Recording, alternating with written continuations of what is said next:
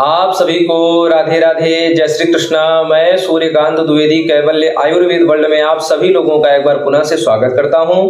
आप सभी लोगों का एक बार पुनः से हार्दिक अभिनंदन करता हूं।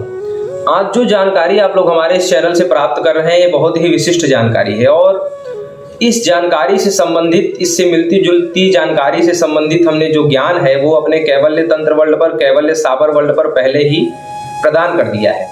आज जो जानकारी है वो वीर्य स्तंभन करने के विषय में है। इस ज्ञान से मिलता जुलता लोगों ने हमसे यंत्र मांगा और मंत्र मांगा, तो वो भी प्रदान किया जाएगा। लेकिन वीर्य वृद्धि के लिए, वीर्य की बहुत सारी नपुंसकता को समाप्त करने के लिए, संतान उत्पन्न करने की क्षमता बढ़ाने के लिए, इसके लिए हमने मंत्र पहले ही दे रखा है। आप लोग कैवल्य तंत्र पर जाकर के देखें। और जब भी आप किसी भी चैनल पर जाते हैं तो उस चैनल पे पूरा वीडियो लिस्ट जाकर के देखें कि उस चैनल पर क्या क्या दिया गया है, उस चैनल पे पूरी जानकारी क्या क्या है। एक वीडियो देख करके आप किसी चैनल का फैसला नहीं कर लेते हैं, ठीक है, नहीं कर लेना चाहिए। पूरा देखना चाहिए कि और भी क्या क्या दिया गया है, ठीक है। तो आज जो जानकारी है वीर्य स्तंभन को लेकर के है।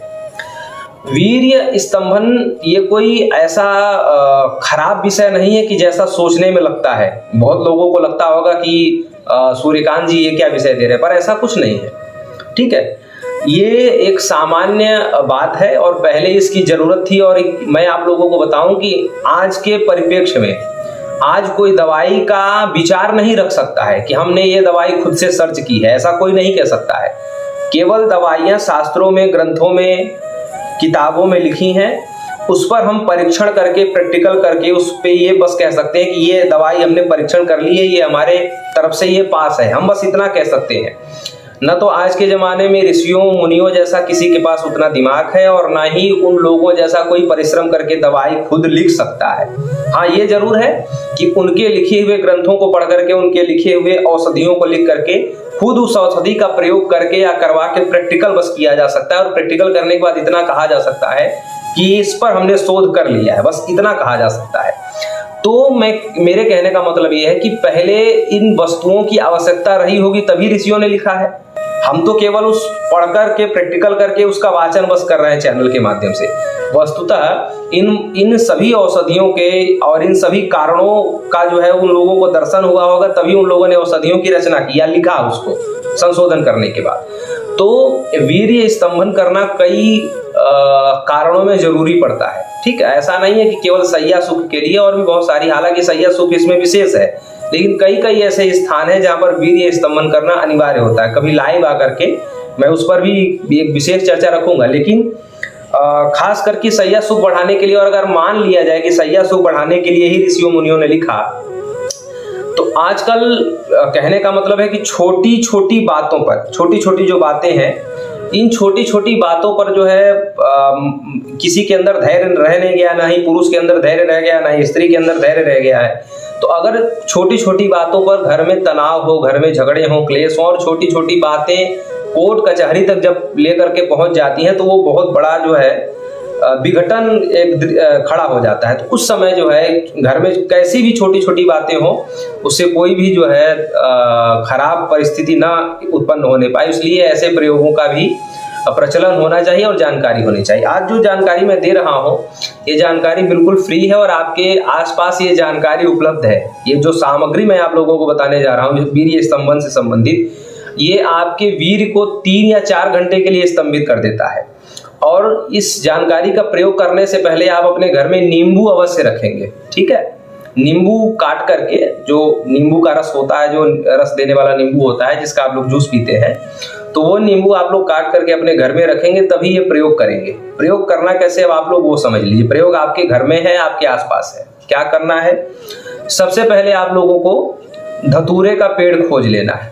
धतूरा वही जो भगवान शिव जी को अतिशय प्रिय है, धतूरे का पेड़ खोज लेना है। अब धतूरा आपको मिल गया, अब आपको क्या करना है, धतूरे का तीनों चीज, यानी कि धतूरे का फल जो गोल गोल होता है लड्डू के जैसा, कांटेदार थोड़ा सा, धतूरे का फल हो गया, धतूरे का पत्ता हो गया, और धतूरे का जड़ हो गया। जड़ का मतलब उसकी जड़ बहुत थोड़ी सी फैली हुई होती है, तो कहीं से थोड़ा सा काट लिए, ठीक है। तो खोदना पड़ेगा, थोड़ा सा काट लिए, बाकी पूरा पेड़ छोड़ दिए ऐसे, उससे कोई बहुत ज्यादा नुकसान नहीं होता। ये सारा प्रैक्टिकल किया हुआ है, तब आपको बताया जा रहा है।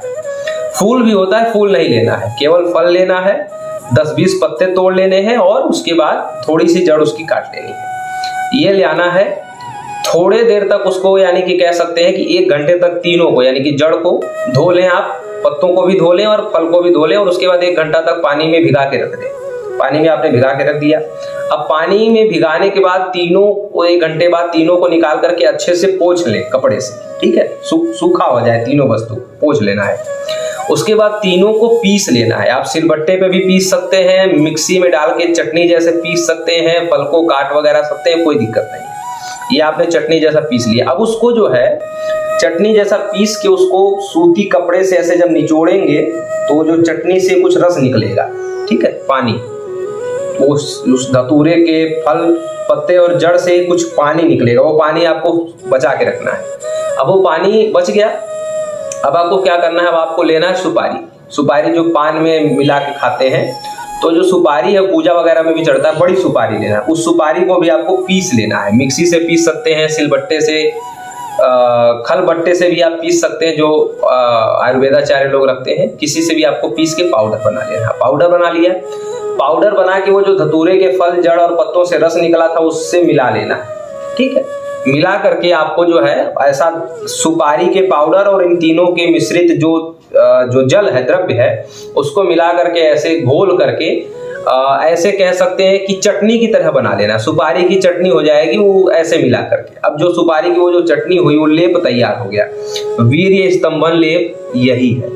अब आपको क्या करना है, जो है सैया सुख के समय से जब आपको विश्वास मतलब आपको लगे कि अब हमें 1 या 1.5 घंटे बाद सैया सुख का आनंद लेना है, उस सैया सुख से आप 1 या 1.5 घंटे पहले यह लेप आप जो है अपने अंग पर लगा लेंगे, ठीक है। अंग पर लगा करके सूखने देंगे और अच्छे से मालिश करेंगे, कोई जगह छूट नहीं जाए, पूरे अंग पर यानी कि अपने जो है गुप्तांग पर पूरे अच्छी तरीके से उसका लेप करेंगे, बढ़िया से उसको पूरा सूखने देंगे।